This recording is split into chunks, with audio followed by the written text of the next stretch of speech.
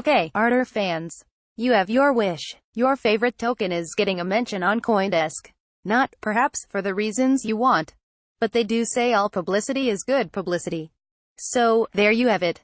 The response to my column last week on Layer 2 Solutions was mostly positive with a usual dose of critics, but it was the Ardor tribe who caught my attention when one reader's tweet, complaining that I hadn't mentioned the blockchain platform, prompted others to pile on with accusations of my bias and ignorance.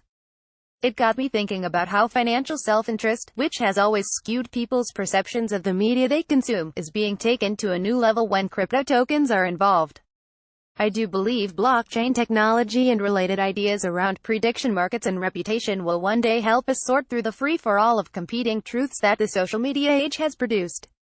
For now, though, I worry that all we are doing is creating a global brawl of angry people, all believing that they and only they own the truth. This is really not about Ardor.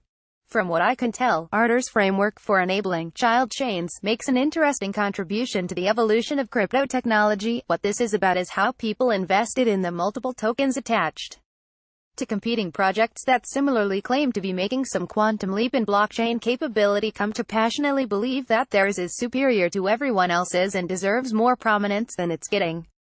In Ardor's case, it's the holders of the main platform's ARDR token as well as those invested in the child chain Ignis token. But I could just as well be talking about holders of ETH, XRP, IOTA, BCH and yes, BTC. Fanatical, blinkered investors are nothing new, of course. It once was the case with GE's shareholders, definitely, not anymore. It's always been so for investors in Warren Buffett's holding company, Berkshire Hathaway, and in this past decade we've seen it with Tesla. But there are two factors that make the phenomenon more extreme in the age of cryptocurrency. The first is the sheer volume of coins and the large retail investor base they attract. The second is that social media is now the primary means by which market-relevant information is distributed. And social media, for better or worse, is essentially anarchy.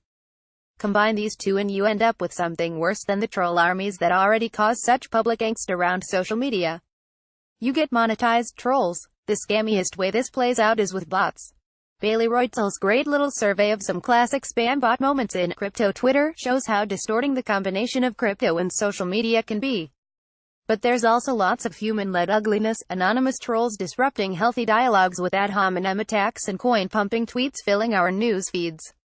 Now I believe that, eventually, anarchic social media might evolve to a point where it's far superior to the traditional media model that preceded it.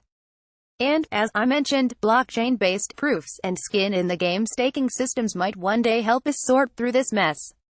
Under the old, centrally managed system, where news organizations filtered the important public information before it reached its intended audience, there was an inherent constraint on the amount of information available. And there was an access problem.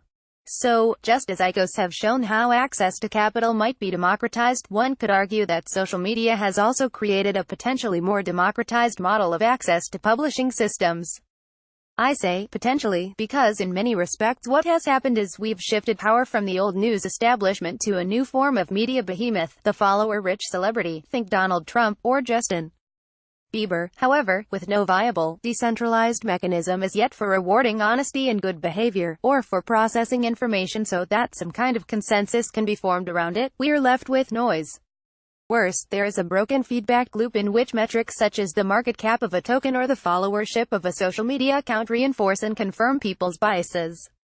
We saw it with the XRP mob that dumped on the New York Times' Nathaniel Popper after he cited bankers saying they weren't using the token associated with Ripple. The mob was unleashed, ironically, by a former co-editor of TechCrunch and now vocal investor, Michael Arrington, who vehemently claimed that Popper must have made up his quotes. The swarm of XRP fanboys was unmoved by the logic that for a reporter at the Times to do such a thing would be professional suicide. Read about Jason Blair for background on this. There's the IOTA gang that collectively pumped out an alternative narrative that my colleagues at the MIT Digital Currency Initiative who'd discovered flaws in IOTA's hashing algorithm were conflicted by business interests. Or the gang of Ethereum supporters who took as gospel truth Vitalik Buterin's claim that CoinDesk is complicit in enabling crypto scams. Attacks on the press have happened for as long as it has existed. That's not a bad thing per se. Any functioning society maintains a vigorous critique of media organizations. Some form of bias is unavoidable in media coverage. It deserves to be questioned. But news organizations are no longer the all-important filters they once were. They represent one, increasingly small sector of a vast array of sources claiming to offer relevant information. And unlike those other individual and corporate sources, news organizations, the good ones at least, those that can get beyond their owners and their advertisers' interests and practice sound journalism, shouldn't be captured by the same heavily financial biases. So it's disturbing that we've gone from discovering Facebook's "if we're going to tokenize everything," which may or may not be a good idea, this cacophony of competing truths peddled by different self-interested mobs will likely get even worse. What happens when celebrities and companies and dictators have their own coins, with armies of rabid supporters doing their bidding in this battle for truth? Decentralized solutions to this are still a long way off. I'm not totally sure how we stop this train for now, except to make a plea formed by my own, unavoidable pro-journalism bias. I humbly ask that people in the crypto community have a little more respect for journalists who, while far from perfect, are at least trying to produce news and content that's not skewed by their or anyone else's investments. Without them, what have you got?